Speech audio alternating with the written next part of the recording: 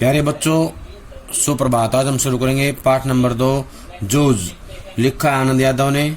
जूझ का मतलब होता है संघर्ष। इस पाठ में लेखक ने बताया है कि कैसे वो जो है जीवन में संघर्ष करता है और जब उनकी पढ़ाई बचपन में बंद हो जाती है तो वो किस प्रकार दोबारा शुरू करता है।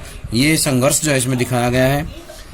देखें पाठशाला जाने के लिए मन तड़पता माने बेचैन था, लेकिन दादा के सामने खड़े होकर यह कहने की हिम्मत नहीं होती कि मैं पढ़ने जाऊंगा।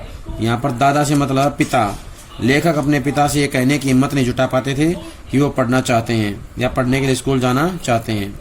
डर लगता था कि हड्डी पसली एक कर देगा, इसलिए मैं इस ताक में रहता था कि कोई दादा को समझा दे। मुझे उसका विश्वास था कि जन्म भर खेत में काम करते रहने पर भी हाथ कुछ नहीं लगेगा। यानी कि लेखक ये मानते थे कि पूरा जीवन अगर खेत में मेहनत की तो उसका कोई फायदा नहीं मिलने वाला है। जो बाबा के समय था वह दादा के समय नहीं रहा। यानी कि जो चीजें उनके पास पहले थी उनके दादा के समय में, वो अब उनके पास अब विराजमान नहीं है। यह खेती हमें गड्ढे में धकेल रही है, यानी पीछे लेके जा रही है। पढ़ जाऊंगा तो नौकरी लग जाएगी, 4 पैसे हाथ में रहेंगे, बिठोबा आना की तरह कुछ धंधा कारोबार किया जा सकेगा। यानी कि बिठोबा आना क्या होता है? कोई भी व्यापारी जो व्यापार करता है, हाथ का काम करने वाले या कोई भी दुकान का काम करने वाले लोग होते हैं, उसको बोलते हैं बिठोबा आना। काम करने वाले, अपना काम करने वाले। बिठोबा आना की तरह कुछ धंधा कारोबार किया जा सकेगा। अंदर ही अंदर इस तरह के विचार चलते रहते थे। दिवाली बीत जाने पर महीना भर ईख पेरने का कोल्लू चलाना होता। ईख पेरना होता है, ईख को जो है ईख को कोल्लू में से निकाल कर उसका रस निकाल लेना, ईख पीड़ना जो बोलते हैं। ईख को कोल्लू में से कोल्ली में डालकर उसका रस अलग कर लेना। कोल्लू जरा जल्दी शुरू किया तो दादा की समझ से ईख की अच्छी खासी कीमत मिल जाती है। यह उसकी समझ कुछ हद तक सही थी। जब चारों ओर कोल्लू चलने लगते तो बाजार में गुड़ की बहुतायत हो जाती। बहुतायत होता है अधिकता, और भाव नीचे उतराते। उस समय नंबर 1 और नंबर 2 का गुड़ बहुत आता और हमारे जैसे खेतों पर ही बनाए गए नंबर 3 के गुड़ को कौन पूछता। बाकी के किसान दूसरे ढंग से विचार करते थे। उनका मत था कि यदि को कुछ और कुछ दिन खेत में खड़ी रहने दिया गया तो गुड़ जरा ज्यादा निकलता है। देर तक खड़ी रहने वाली ईख के रस में पानी की मात्रा कम होती है और रस गाढ़ा हो जाता है, जिसके कारण ज्यादा गुड़ निकलता है। लेकिन दादा की समझ से गुड़ ज्यादा निकलने की अपेक्षा भाव ज्यादा मिलना चाहिए। यानी कि ये उनके पिता का कृषि ज्ञान था और वो ये मानते थे कि गुड़ की बजाय जो है भाव ज्यादा मिलना चाहिए। गुड़ चाहे कम निकले लेकिन भाव ज्यादा मिलना चाहिए। इसलिए सारे गांव भर में हमारा कोल्लू सबसे पहले शुरू होता था। यानी कि लेखक के पिता जो सबसे पहले कोल्लू शुरू करते थे ताकि वो गुड़ बनाकर बाजार में सबसे पहले बेच पाएं। इसी कारण वह इस वर्ष भी शुरू हुआ और हम उससे जल्दी निपट गए। यानी कि हमने जो है कोल्लू जल्दी शुरू कर दिया इस साल भी, और हम उस काम से पहले ही जो है फारिग हो चुके थे। काम हमने पहले खत्म कर दिया था, आगे के काम में लग गए। सभी जन धूप में लेटे हुए थे, यानी कि सभी घर के सदस्य धूप में लेटे हुए थे। माँ धूप में कंडे थाप रही थी। कंडे थापना होता है गोसे थापना। गोसे जो होते हैं उनको थापने का काम होता है कंडे थापना। मैं बाल्टी में पानी भर भर कर उसे दे रहा था। यानी कि लेखक कहता है कि मैं अपनी माँ की मदद जो है गोसे थापने में कर रहा था। अपनी माँ को बाल्टी में पानी भर के ला के दे रहा था। कुछ न कुछ बातचीत भी कर रहा था और ऐसा करते हुए बातें भी कर रहा था। हम दोनों ही थे, इसलिए यह सोचकर कि बात माँ से कहनी चाहिए और मैंने अपने पढ़ने की बात छेड़ दी। माँ ने कहा, अब तू ही बता मैं क्या करूं। यानी कि मैं क्या करूं। पढ़ने लिखने की बात की तो वह बरेला सुअर की तरह गुर्राता है। तुझे मालूम है माँ के मन में जंगली सुअर बहुत गहराई से बैठा हुआ था।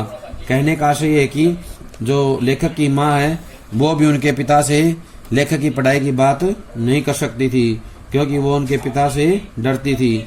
उनके मन में उनके पिता के गुस्से का जो जंगली शोर है वो गहराई तक बैठा हुआ था, और जैसे ही उसके पिता के सामने पढ़ाई की बात की जाती या बात करने की कोई जो है शुरुआत करता या ऐसा कुछ साहस करता तो पहले ही जो है गुर्राने लगते थे, यानी कि उसको जो है बड़ी ही डरावनी नजरों से देखते थे।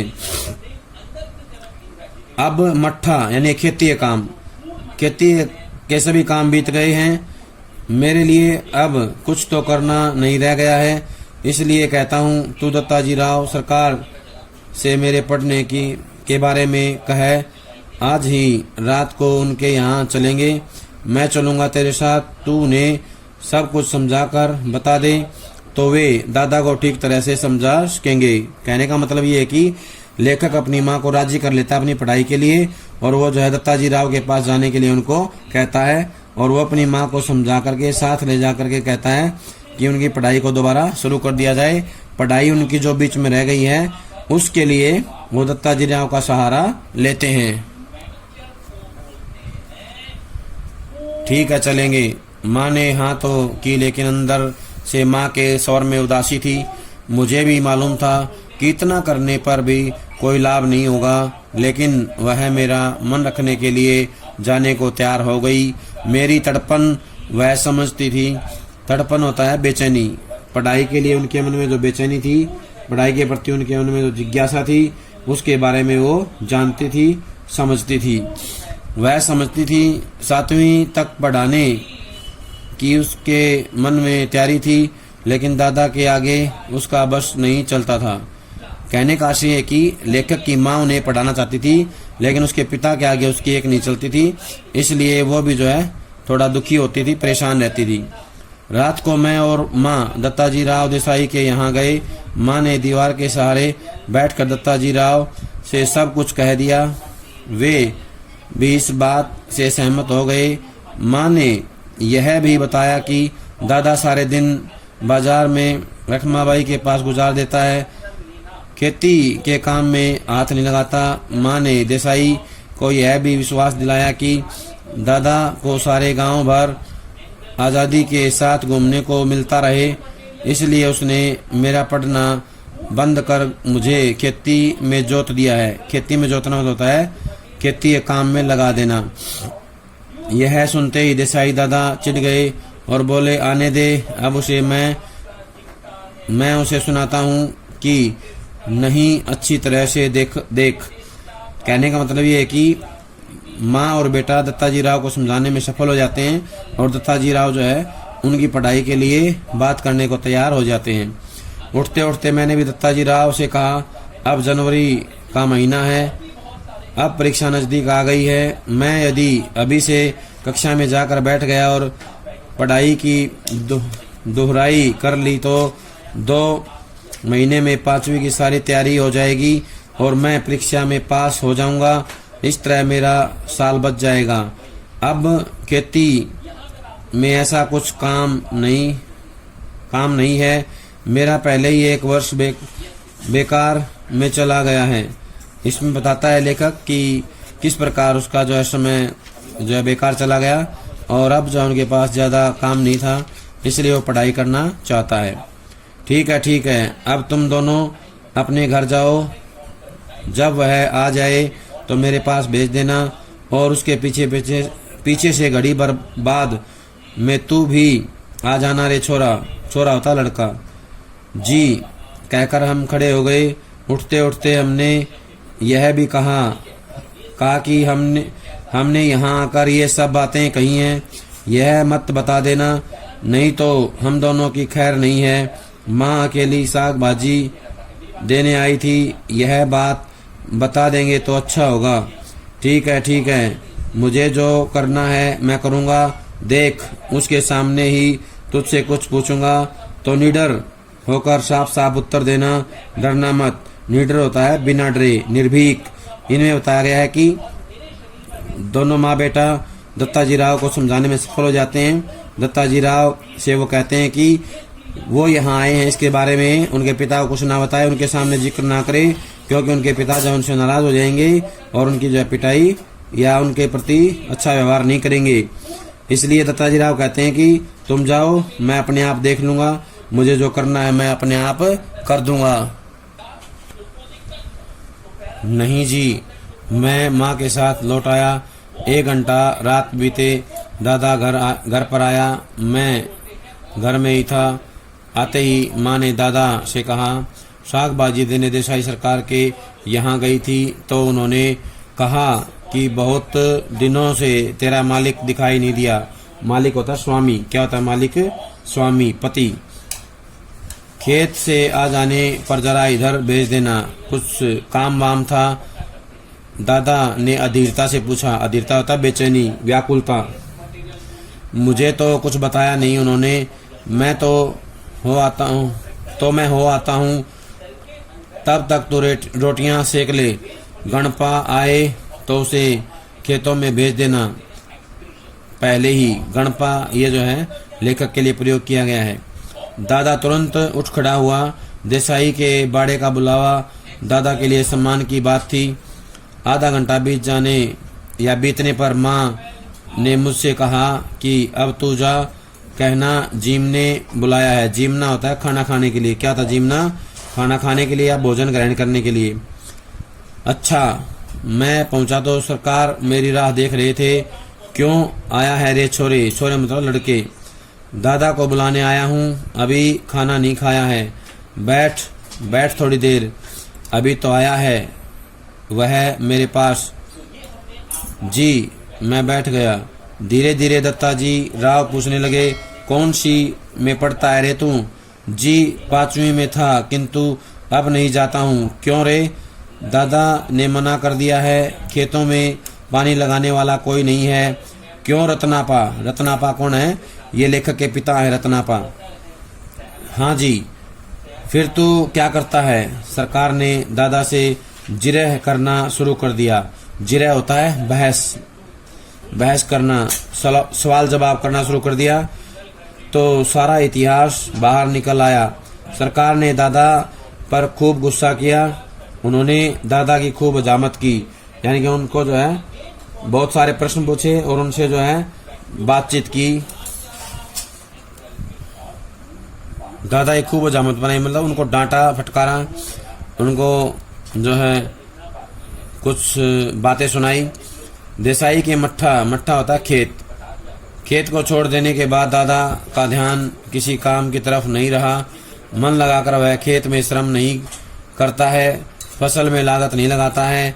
लुगाई और बच्चों को काम में जोतकर किस तरह खुद गांव भर में खुले सांड की तरह घूमता है और अब अपनी मस्ती के लिए किस तरह छोरा के जीवन की बलि चढ़ा रहा है, यह सब उन्होंने सुनाया। कहने का आशय है कि जो बातें लेखक ने बताई थी देसाई को, सारी बातें उन्होंने जो है अपने तरीके से उनके पिता के सामने रखी।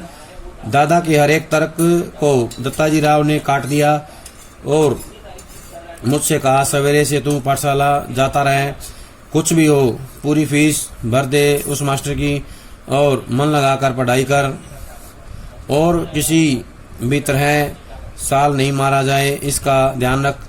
यदि इसने तुझे पढ़ने नहीं भेजा तो सीधा चला आ इधर। सुबह शाम जो हो सके वह काम कर यहाँ और पाठशाला जाते रहना। मैं पढ़ाऊंगा तुझे। इसके पास ज़्यादा बच्चे हो गए हैं, इसलिए तुम्हारे साथ कुत्तों की तरह बर्ताव करता है। बर्ताव माने व्यवहार। मैंने मना कब किया है जी। इसको जरा गलत सलत आदत पड़ गई थी, इसलिए पाठशाला से निकाल कर जरा नजरों के सामने रख लिया है। कैसी आदतें? चाहे जैसी, यहाँ वहाँ कुछ भी करता है। कभी कंडे बेचता है, कभी चारा बेचता है, सिनेमा देखता है, कभी खेलने जाता है। खेती और घर के काम में इसका बिल्कुल ध्यान नहीं है। दादा ने मेरे ऊपर अचानक हल्ला बोल दिया। क्या रे छोकरे? नहीं जी, कभी एक बार मेले में पटा पर पैसे लगा दिए थे। दादा तो कभी भी सिनेमा के लिए पैसे नहीं देते हैं, इसलिए खेत पर गोबर बीन आता है इकट्ठा करना, बीन कर माँ से कंडे थपवा लिए थे और उन्हें बेचकर ही कपड़े भी बनवाए थे। उसी समय एक बार सिनेमा भी गया था, मैंने भी झूठ सच मिलाकर ठोक दिया। कहने का आशय ये है कि जो लेखक हैं वो पाठशाला जाने के लिए दत्ताजी राव से बात करते हैं और दत्ताजी राव उनके पिता से बात करते हैं। दोनों में बहस होती है और अंत में जो है दत्ताजी राव पूछते हैं लेखक से, तो वो उनकी बातों के संतोषजनक उत्तर देते हैं और उनकी बातों को सुनकर दत्ताजी राव उनके पिता को एक बार फिर से समझाने का प्रयत्न करते हैं। अब यह सब बंद कर और सिर्फ पढ़ाई में मन लगा। नापास नहीं हुआ है कभी, नापास होता है फेल होना। नहीं जी, पाठशाला जाना ही बंद करा दिया, इसलिए परीक्षा में नहीं बैठा हूँ। अच्छा, अब तू घर जा और सवेरे से पाठशाला जाने लग। जी, मैं उठ खड़ा हुआ। बाहर निकलते निकलते मैंने सुना, अरे बच्चे की जात है, एक आध वक्त सिनेमा चला गया तो क्या हुआ, एक आध बार खेलने में लग गया तो क्या हुआ, इस बात पर उसका पढ़ना लिखना बंद कर देना है क्या? जी, आप कहते हैं तो भेज देता हूँ कल से, देखते हैं एक आध वर्ष में कुछ सुधार हो जाए तो। दादा ने मन मारकर कहा। इस समय उसका कोई बस नहीं चला था। खाना खाते खाते दादा ने मुझसे वचन ले लिया, पाठशाला 11 बजे होती है, दिन निकलते ही खेत पर हाजिर होना चाहिए, 11 बजे तक पानी लगाना चाहिए, खेत पर से सीधे पाठशाला पहुंचना, सवेरे आते समय ही पढ़ने का बस्ता घर से ले आना, छुट्टी होते ही घर में बस्ता रखकर सीधे खेत पर आकर घंटा भर ढोर चलाना। ढोर होता है पशु। और कभी खेतों में ज्यादा काम हुआ तो पाठशाला में गैर हाजिर लगाना। समझे? मंजूर है का? हाँ, खेत में काम होगा तो गैर हाजिर रहना ही चाहिए। मैं ऐसे बोल रहा था मानो मुझे सारी बातें मंजूर हैं। मन आनंद से उमड़ रहा था। हाँ, इतना मंजूर हो तो पाठशाला जाना, नहीं तो यह पढ़ना लिखना किस काम का। मैं सवेरे सवेरे खेतों पर आता रहूँगा न। हाँ, यदि नहीं आया किसी दिन तो देख, गांव में जहाँ मिलेगा वहीं कुचलता हूँ। कुचलना माने होता है दंड देना। कुचलता हूँ कि नहीं तुझे, तेरे ऊपर पढ़ने का भूत सवार हुआ है, मुझे मालूम है। बालिस्टर नहीं होने वाला है तू। बालिस्टर होता है बैरिस्टर यानी कि वकील। दादा बार बार कुरकुर कर रहा था। मैं चुपचाप गर्दन नीची करके खाने लगा था। रोते धोते पाठशाला फिर से शुरू हो गई। रोते धोते होता है जैसे तैसे। रोते धोते होता है जैसे तैसे। पाठशाला फिर से शुरू हो गई। गर्मी सर्दी हवा पानी वर्षा भूख प्यास आदि का कुछ भी ख्याल न करते हुए खेती के काम की चक्की में 11 बजे से 5 बजे तक पिसते रहने से छुटकारा मिल गया। उस चक्की की अपेक्षा मास्टर की छड़ी की मार अच्छी लगती थी। उसे मैं मजे से सहन कर लेता था। दोपहरी भर की कड़क धूप का समय पाठशाला की छाया में व्यतीत हो रहा था। गर्मी के 2 महीने आनंद में बीत गए। फिर से 5वीं में जाकर बैठने लगा। फिर से नाम लिखवाने की जरूरत नहीं पड़ी। 5वीं नापास की टिप्पणी नाम के आगे लिखी हुई थी। वह 5वीं के ही हाजिरी रजिस्टर में लिखा रह गया था। पहले दिन कक्षा में गया तो गली के 2 लड़कों को छोड़कर कोई भी पहचान का नहीं था। मेरे साथ के सभी लड़के आगे चले गए थे। मेरी अपेक्षा कम उम्र के और मैं जिन्हें कम अकल का समझता था उन्हीं के साथ बैठकर अब बैठना पड़ेगा। यह बात कक्षा में पहुंचने पर समझ में आई। मन खट्टा हो गया। बाहरी अपरिचित जैसा एक बेंच के कोने पर जा बैठा।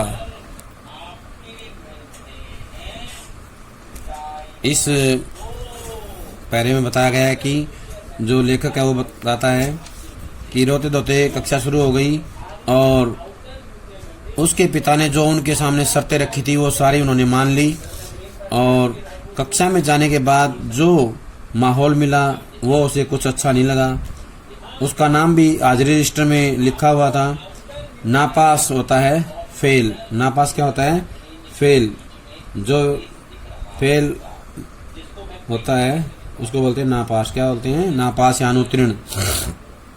उसके नाम के आगे लिखा हुआ था। उसके साथ ऐसे ऐसे बच्चे जाते थे जो कम उम्र के थे और जिनको वो कम अकल का मानता था। अब उसे उनके साथ ही बैठना पड़ेगा और उनके साथ ही रहते हुए कक्षा में पढ़ाई करनी पड़ेगी। इन सब को देख करके लेखक का मन जो है खट्टा हो जाता है। कहने का आशय है कि उनका मन थोड़ा दुखी होता है, परेशान होता है। प्यारे बच्चों, ये थी जूझ पाठ की वीडियो। इसमें जो काम करवाया गया सभी उसको अच्छे से ध्यान से सुनेंगे और इससे जुड़े हुए प्रश्न अपनी कॉपी में लिख लेंगे। जब तक अगली वीडियो नहीं आती है, प्रश्नों को कॉपी में लिख करके याद कर लें। सभी का बहुत बहुत धन्यवाद।